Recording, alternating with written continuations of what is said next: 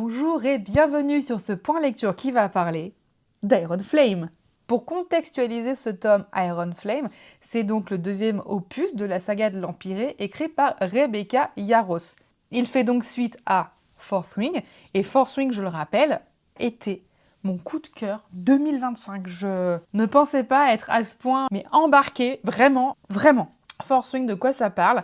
Donc oui, parce que j'avoue que les dragons, ce ne sont pas les créatures qui vont me hyper le plus. J'aime bien, mais c'est pas pour moi un argument de vente. Qu'on soit clair, je suis très cliché, team vampire. Je suis tombée dessus donc dans la librairie, ma petite librairie indépendante que j'aime d'amour. Et donc il y avait coup de cœur du libraire, j'ai lu un peu le carton. Je me suis dit pourquoi pas, c'est vrai que j'avais déjà vu passer plein de posts ou quoi sur ce roman. Et je me suis dit go, pourquoi pas tenter, après tout. Et oui, non, ça a été vraiment super. Donc de quoi ça parle pour remettre un peu dans l'histoire? Parce que ce livre-là fait vraiment directement suite au premier tome. Le premier tome, on prend Violette Sorengei, qui intègre une école pour devenir dragonnier, en gros un cavalier. Et c'est une école qui veut ta mort, en fait, pour faire très simple. Tout peut te tuer, t'es même pas encore admis, en fait, au sein de l'école, que déjà tu risques ta vie. Ça pose les bases. Et donc on suit Violette, que rien ne destinait à suivre la voie des cavaliers, puisqu'elle se destinait à être scribe. Du coup, rien à voir. Elle va devoir faire ses preuves, elle va galérer, vraiment, il n'y a rien qui est facile pour elle. Franchement, elle galère du début jusqu'à la fin. Et ça, c'est un truc que j'ai beaucoup aimé. C'est pas évident, on sait pas, elle est pas... on sait qu'elle va pas mourir parce que c'est l'héroïne. Mais rien n'est simple. Voilà, la victoire, elle se gagne difficilement et c'est en ça où ça reste intéressant, contrairement, comme j'avais déjà dit, à Akotar, ou bref, passons, on va pas revenir là-dessus. Je le rappelle, j'ai quand même un peu aimé Akotar, on va pas se mentir, mais Fourth Wing, c'est incommensurablement mieux. Donc, à la fin de Fourth Wing, ah oui, c'est sans spoil, qu'on soit d'accord, Fourth Wing se termine à un moment clé et Iron Flame embraye tout de suite derrière après les révélations, etc. Ce que j'ai aimé. Après un plaisir vraiment intense à avoir lu Fourth Wing, j'étais très empressée finalement de lire la suite, qui ne m'a pas déçue, bien évidemment. C'est les montagnes russes, il y a du bon, il y a des moments où, j'étais, mais what? C'est pas possible! La lecture, franchement, elle te pareil, elle te prend et elle t'emmène, il n'y a aucun souci là-dessus. Les personnages, on s'y attache. Il y en a des nouveaux qu'on aime un peu moins ou qu'on aime un peu plus. Il y a des twists, il y a des rebondissements, il y a des trucs, mais alors que tu n'avais pas du tout vu venir. Il y a des choses qui vont au contraire te rassurer et ça, c'était super cool. Comment j'ai organisé mon petit bazar? Donc là, l'histoire, mais comme je disais, elle fait vraiment suite à Fourth Wing. Donc du coup, là, Violette passe en deuxième année. Xaden, lui, du coup, a terminé son cursus, donc est envoyé ailleurs. Donc moi, là, je me disais, mais comment est-ce qu'ils vont vivre leur relation à distance? Donc pareil, ça, c'est très bien amené. J'avais peur aussi que, du coup, l'intérêt du premier, finalement... Attention, j'avais dit pas de spoil, mais là, je vais être obligée de parler un petit peu du 1. J'avais peur que, dans le deuxième tome, comme la relation, finalement, elle est installée entre les deux, j'avais peur que ça devienne un petit peu gnangnan, un peu fadasse. Et non, elle a réussi, Rebecca Yarros, à mettre des enjeux qui font que, finalement, on reste on reste complètement pris par cette histoire et du coup elle est pas du tout lassante. Donc ça c'était chouette. L'histoire politique etc. continue et c'est aussi ça que moi je trouve bien, c'est que c'est pas manichéen. Les personnages sont sauf un. Ouais, sauf un où lui il est juste méchant. Mais ça j'ai bien aimé. J'aime bien les méchants juste parce que, voilà. Est-ce qu'il faut une raison pour être méchant? Non, voilà, c'est parfait. Moi j'adhère. Parce que comment dire? C'est bien des fois d'avoir un background, oui, le personnage est méchant, mais parce que tu comprends, blabla. Ça, c'est quand tu veux offrir une rédemption, ou pourquoi pas, ça peut servir l'histoire. Mais parfois, un méchant, parce qu'il est méchant, moi j'ai trouvé, j'adhère. Par exemple, je reviens sur Game of Thrones, Ramsay Bolton. Mais Ramsay, j'adore ce personnage, il est méchant, il est cruel. Pourquoi? Parce que... Est-ce qu'il faut plus de raisons par moment? Non, voilà, parce que... Et pourquoi pas? J'adore. Autant Geoffrey, il est méchant, mais c'est parce que c'est un enfant qui est pourri gâté. Et ce mec-là, en fait, t'as juste envie de lui mettre des baffes et de lui dire, mais file dans ta chambre. Tu vois, alors que Ramsay, ok, tu cherches pas plus loin, parce qu'il est méchant, en fait. Voilà, c'est tout, il est méchant. Donc, dans Iron Flame, il y a un personnage, il est méchant. Et puis, c'est tout. Arrêtez de m'appeler. Donc voilà, il y a un personnage qui est juste méchant et je trouve ça trop cool. Maintenant voilà, à part lui, les gens sont pas manichéens, ils essayent simplement de faire ce qui leur semble le mieux, le plus juste en fait, selon leurs valeurs. Et ça, c'est cool. Ce qui fait que des fois, tu penses qu'il y a des gens qui sont vraiment ouais, un peu cons, mais en fait, non, tu vois, il y a des motivations derrière. Ça, c'est hyper intéressant. Donc, c'est pas manichéen. Ça reste un peu adulte hein, quand même. J'ai quand même l'impression peut-être un poil moins que Force Swing. À part ça, non, j'ai trouvé ça donc bien. Les enjeux, bah, ils continuent. On avance hein, dans le déroulé de l'histoire, dans les risques, les dangers, comment remédier à la menace, comment convaincre les gens de nous croire. Enfin, ça, c'était intéressant aussi. Donc, au niveau des points positifs, il y a des nouveaux persos qui viennent mettre du piquant. Alors, il y en a une, je pense, je vais juste dire son nom, Kat. Il y en a qui n'ont pas aimé parce qu'ils la voyaient vraiment comme un perso fonction qu'on aurait pu pousser plus loin. Et en même temps, moi, j'ai beaucoup accroché avec ce personnage tel qu'il est, en fait. Ouais, j'ai bien aimé son évolution. Effectivement, on peut toujours faire mieux, mais là, comme c'est donné, j'ai bien aimé Kat, j'avoue. Petite connasse qui fait bien plaisir au final. Parce que, pareil, elle a des motivations qui sont valables non, j'ai bien aimé Kat, moi, je suis désolée. Peut-être que, ouais, je sais pas, je suis peut-être une méchante personne, qui sait. En point positif, j'aime toujours Tern, voilà, le dragon, j'adore. J'aime trop ce dragon. Donc ça, c'était chouette. Donc sur les points positifs, moi, je vous invite vraiment à lire sans problème. Il se lit, franchement, il se lit vraiment bien. Maintenant, on va passer aux points négatifs. Attendez, est-ce que j'ai déjà tout dit sur les positifs? Les points négatifs maintenant. Eh ben écoutez, il y en a quand même. Hein. Je suis pas la fangirl complètement. Non, non, il y a vraiment Pour moi, les points négatifs vont tenir. Il y a des longueurs. Franchement, il y a des moments, il y a des méchantes longueurs. Et moi, ce que j'ai trouvé, c'est que les longueurs tiennent vraiment des états d'âme de Violette, parce qu'à un moment donné, il y en a assez. À la fin de Force Swing, justement, elle apprend que... attention, spoil, j'espère que vous avez lu Force Swing. De toute façon, si vous n'avez pas lu, je ne vous parle plus.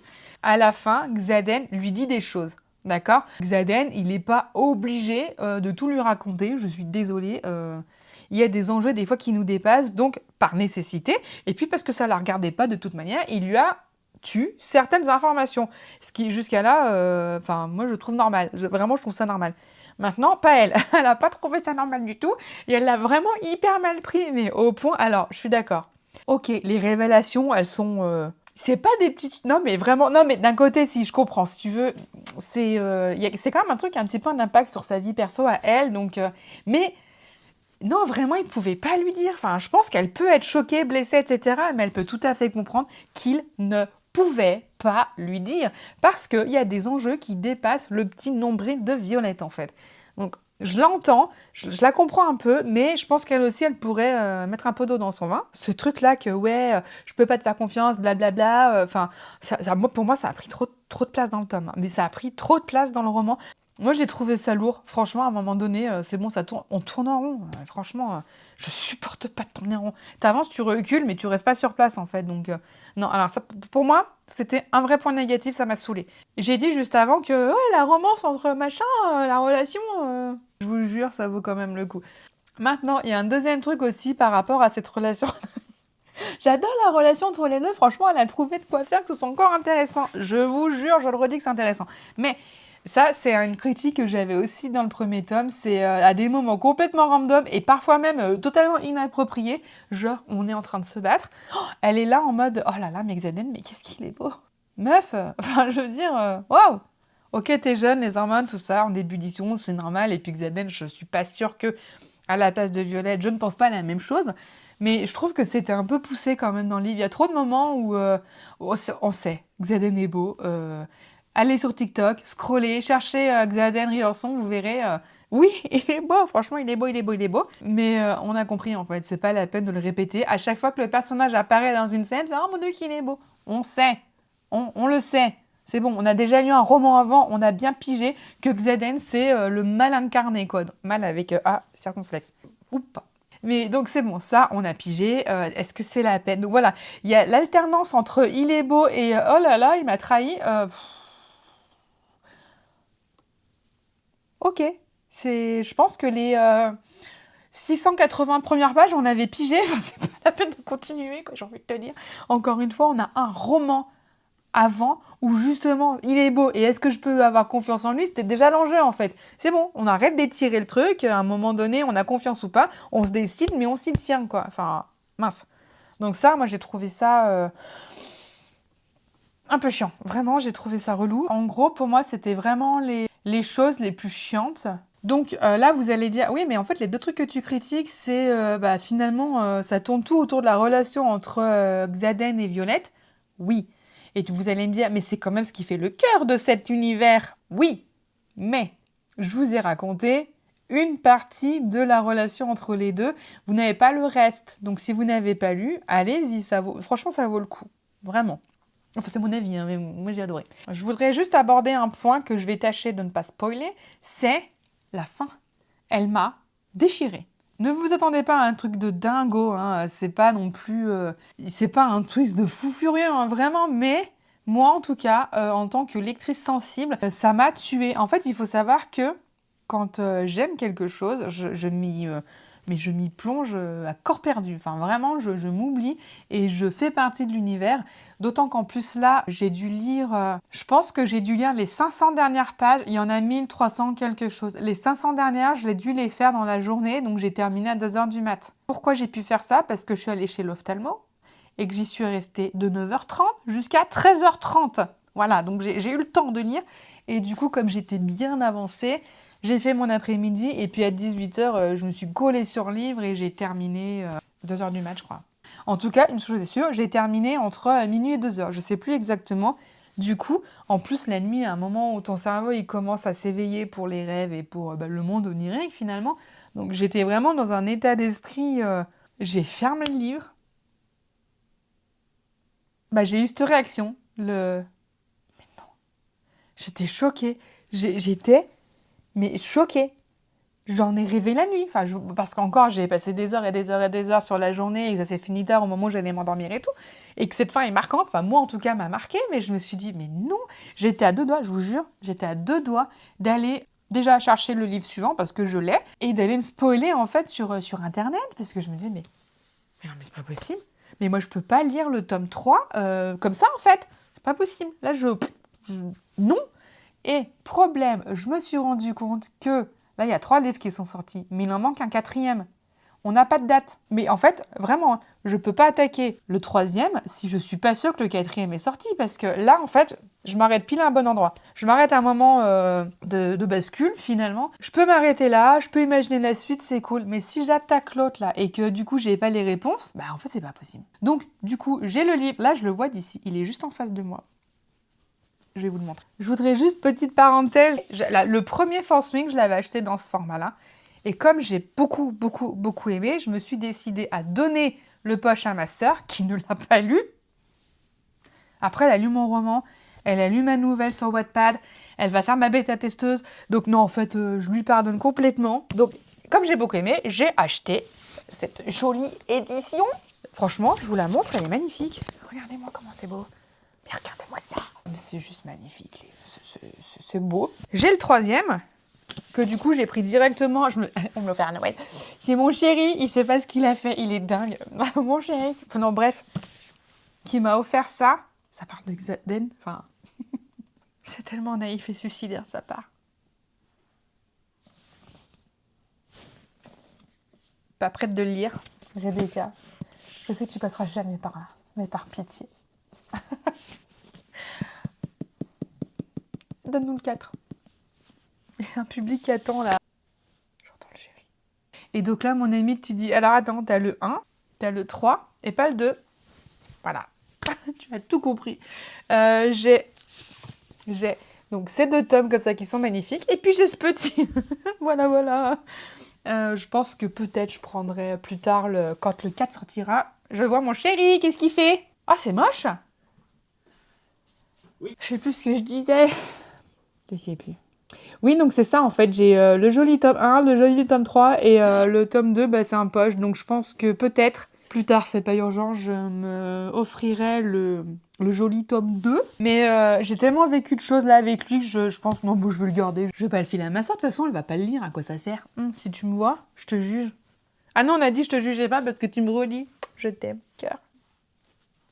En conclusion, oui, bah voilà, pas traumatisme parce que je pense qu'il y a des choses qui sont beaucoup plus difficiles à lire et traumatiques pour le coup, pour de vrai. Mais quand on est trop attaché à des personnages, c'est super compliqué de voir ce que des auteurs leur font. Merde.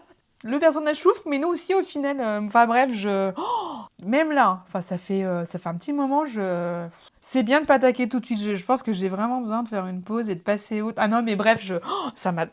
J'ai pas les mots. Enfin, lisez. Vous, si vous l'avez lu, dites-moi ce que vous avez pensé de la fin. Si vous avez lu la suite, par pitié, ne me dites rien.